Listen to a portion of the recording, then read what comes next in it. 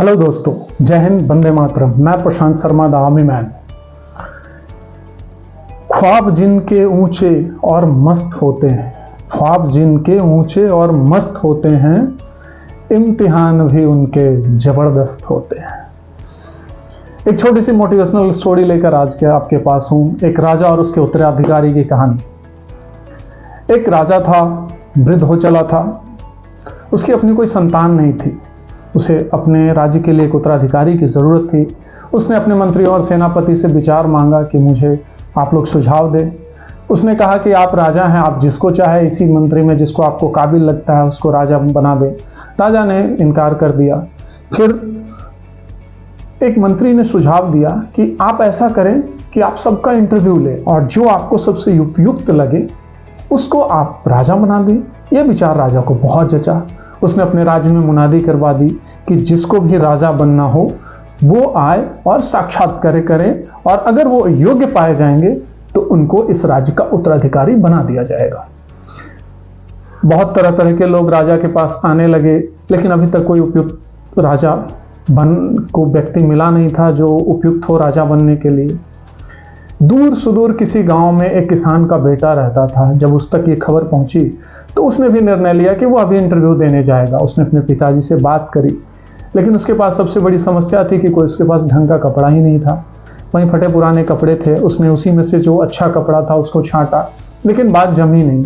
फिर उसने अपने पिता के साथ डिस्कस किया और जैसे तैसे उसके पास जो पैसे बचे थे, कुछ पिताजी से लेकर कुछ उधार लेकर के उसने एक कोट सिलवाया और वो उस पुराने ड्रेस पर एक नया कोट पहनकर थोड़ा बहुत ठीक लगने की स्थिति में होकर राजा के पास इंटरव्यू देने चल दिया। जब वो नगर के समीप पहुंचा, राजमहल दिखाई दे रहा था, तो वहां एक भिखारी बैठकर भीख मांग रहा था और वो सभी से अपनी बहुत ही आर्त पुकार के साथ कह रहा था कि भाई मुझे कोई गर्म कपड़े दो, मुझे कोई गर्म कपड़े दो। जब ये किसान का बेटा उसके सामने से गुजरा तो उसने इसे भी रोका कि भैया मैं बहुत गरीब हूँ और इस ठंड में, सर्दी में मुझे बहुत सर्दी लगती है, सर्दी का मौसम।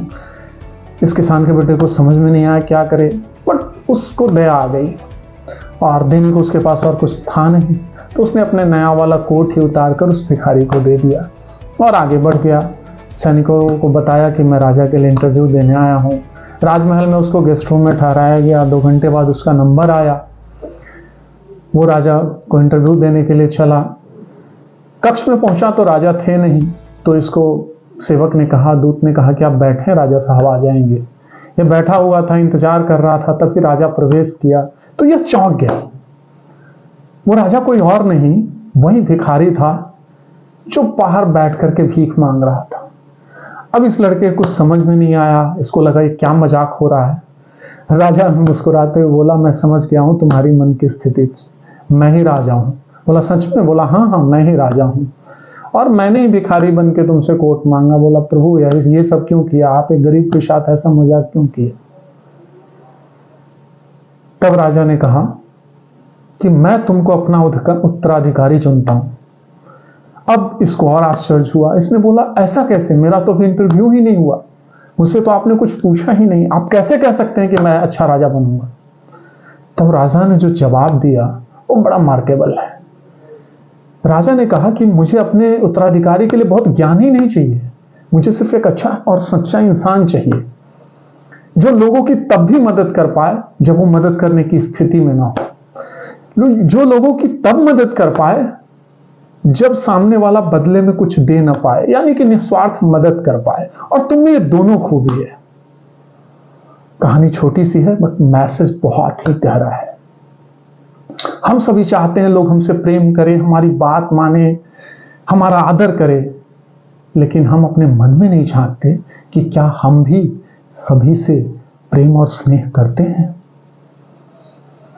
अगर आपको ये कहानी मोटिवेशनल लगी हो, अच्छी लगी हो, तो इसको लाइक और शेयर करें और आप भी कोशिश करें कि जीवन में आप सबसे प्यार करें। धन्यवाद।